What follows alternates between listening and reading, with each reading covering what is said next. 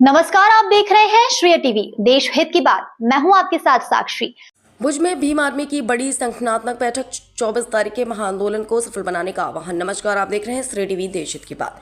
गुजरात के कच्छ जिले के भुज में भीम आर्मी द्वारा एक महत्वपूर्ण संगठनात्मक बैठक का आयोजन किया गया। बैठक में कच्छ जिले के अलग अलग तालुकों और क्षेत्रों से बड़ी संख्या में कार्यकर्ता शामिल हुए।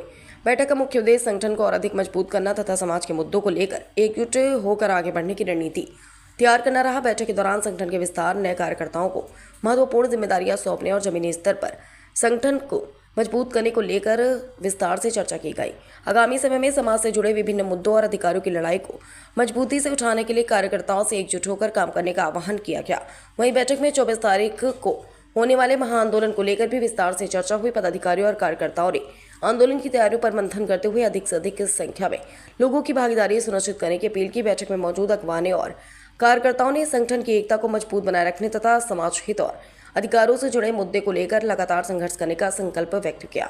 भीम आर्मी के पदाधिकारियों ने कार्यकर्ताओं से आह्वान किया कि आगामी महाआंदोलन में बड़ी संख्या में शामिल होकर उसे सफल बनाए और अपनी आवाज को मजबूती के साथ शासन प्रशासन तक पहुंचाए। भुज में आयोजित इस बैठक को संगठनात्मक मजबूती की दिशा में एक महत्वपूर्ण कदम माना जा रहा है। कच्छ से श्रेय टीवी के लिए ब्यूरो चीफ एन विश्वकर्मा की रिपोर्ट। आखी टीम अहीं हाजर छे, बरोबर। अमुक हजी नरेशभाई ने लोको हजी આવ્યા નથી। હવે મુદ્દો રહ્યો આ લોકોનો। અમે હું ને ઇકબાલભાઈ ને અમે ગયા, આખો મુદ્દો જોયો, આખો હોસ્પિટલમાં સર્વે કર્યું છે। ત્યાં સ્ટાફ નથી ને લેબોરેટરીની સગવડ નથી, બીજી ઘણી બધી સગવડો નથી। જે છે આ બધું આપણે આમાં લખશું મુદ્દામાં। હવે ઈ છે સીએચસી સેન્ટર। આવી જ રીતે કચ્છમાં બીજા સીએચસી સેન્ટર ક્યાં ક્યાં છે એક એની માહિતી લેવાની, બરાબર। પછી એનાથી નીચે તાલુકા લેવલનું કે હોય નાનકડું તો અહીંયા પીએચસી સેન્ટર હોય। હવે મેં એક જગ્યાએ એવું પીએચસી સેન્ટર જોયું કે જે હોસ્પિટલ આખી ગામડામાં છે, હોસ્પિટલ બંધ થઈ ગઈ છે અને પંચાયતે હોસ્પિટલ ભાડે આપી દીધી છે। મહિનાનું 5000 કે 6000 જે કાંઈ ભાડું આવે છે। એટલે અમે તપાસ પણ કરી કે ભાઈ આ ભાડું આવે છે એનું શું થાય છે એમ। હવે એ ભાડું ગૌ સેવામાં વાપરે છે કે જ્યાં વાપરે છે, પણ આરોગ્ય છે ને સાહેબ, આરોગ્ય આખી અલગ વસ્તુ છે।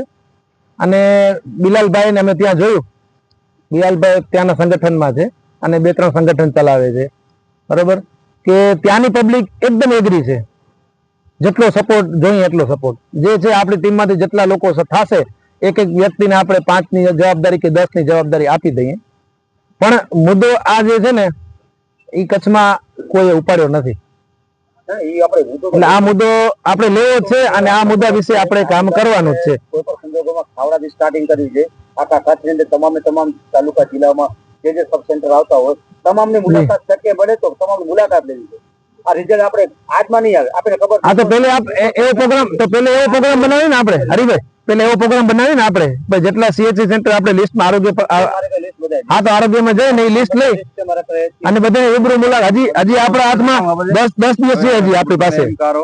આપણા 30 તારીખનો અલ્ટિમેટમ ડીઝલ